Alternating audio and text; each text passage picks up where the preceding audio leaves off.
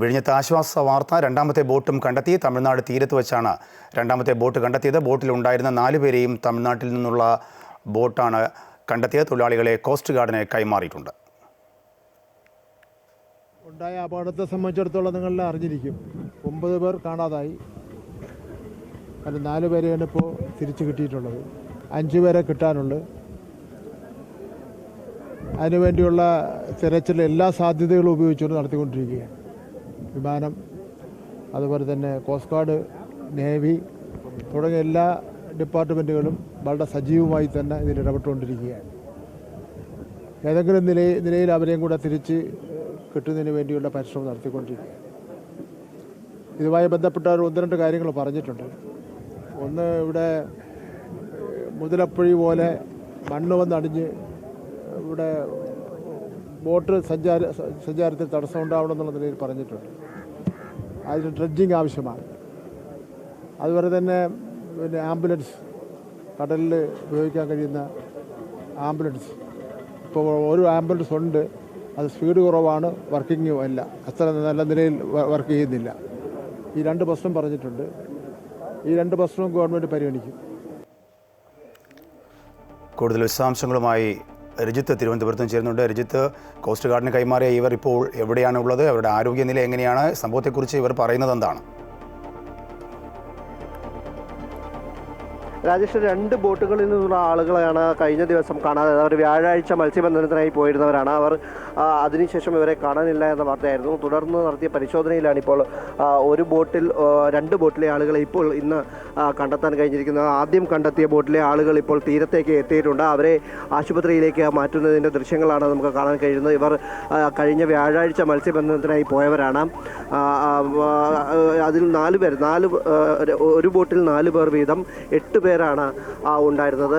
ആ 8 പേരിൽ 4 പേർ ഇപ്പോൾ സുരക്ഷിതരായി ഇങ്ങോട്ടേക്ക് അവരുടെ ബോട്ടിൽ തന്നെ തിരികെ എത്തിയിരിക്കുന്നു എന്നതാണ്. അവരുടെ ബോട്ട് തകരാറിലായതിനെ തുടർന്ന് ഉൾക്കടലിൽ പെട്ടിരിക്കുന്ന ഒരു സാഹചര്യമായിരുന്നു. തുടർന്നാണ് ഇവരെ കണ്ടെത്തുകയും ഇവർക്ക് ഇന്ധനങ്ങൾ സഹിതം അവിടെ എത്തിച്ചതിന് ശേഷം ഇവരെ ഇങ്ങോട്ടേക്ക് എത്തിക്കുകയും ചെയ്തത്. ഇവർ കന്യാകുമാരി തീരത്തായിരുന്നു ഉണ്ടായിരുന്നത്. അതിനുശേഷമാണ് ഇപ്പോൾ ഒരു ബോട്ട്, നേരത്തെ കാണാതായ ഒരു ബോട്ടിനെ കുറിച്ചുള്ള വിവരങ്ങൾ കൂടി ലഭിച്ചത്.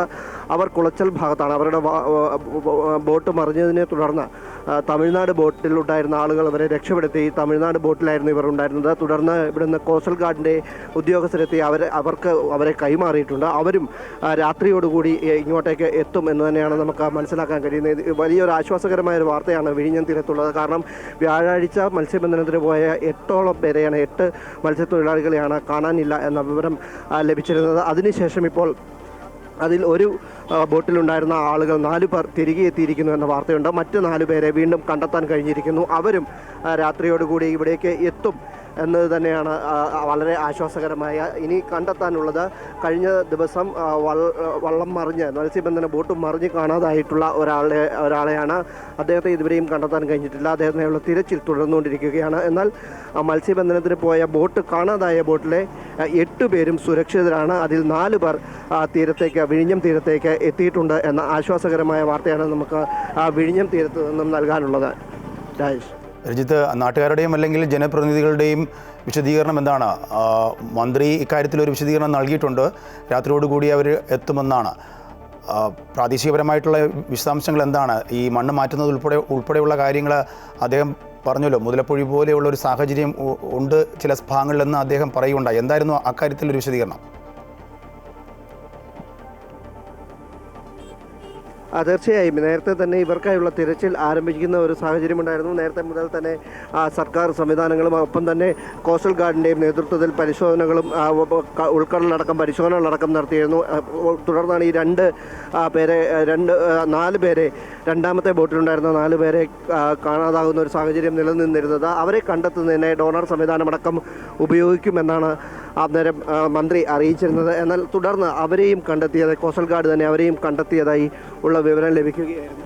അങ്ങനെയാണ് ഇപ്പോൾ ഇവിടെ നിന്നും തീരത്തു നിന്നും പോയിട്ടുള്ള എല്ലാവരും തന്നെ സുരക്ഷിതരാണ് എന്ന വിവരത്തിലേക്ക് എത്തിയത്. തുടർന്നിപ്പോൾ രാവിലെ നമ്മൾ ഇവിടെ നിന്ന സമയത്ത് തന്നെയാണ് പ്രത്യേക വള്ളത്തിൽ കോസ്റ്റൽ ഗാർഡിൻ്റെയും അതുപോലെ തന്നെ പ്രത്യേക വള്ളത്തിലുമായി ഇവർക്കുള്ള ആദ്യം കണ്ടെത്തിയ ബോട്ടിലേക്ക് സഹായങ്ങളുമായി ഇന്ധനവും ഭക്ഷണവുമൊക്കെയായി അധികൃതർ ഇവിടെ നിന്നും യാത്ര തിരിച്ചത്. അവർ കന്യാകുമാരി തീരത്തേക്ക് എത്തുകയും അവിടെ ഇവർക്ക് ഭക്ഷണവും ഇന്ധനവും ഒക്കെ നൽകിയതിന് ശേഷം ആ ബോട്ട് തിരികെ സുരക്ഷിതമായി തന്നെ ആ തീരത്തേക്ക് എത്തുകയുമായിരുന്നു. ആ ബോട്ടിൽ തന്നെയാണ് അവർ ഇങ്ങോട്ടേക്ക് എത്തുകയും ചെയ്തത്.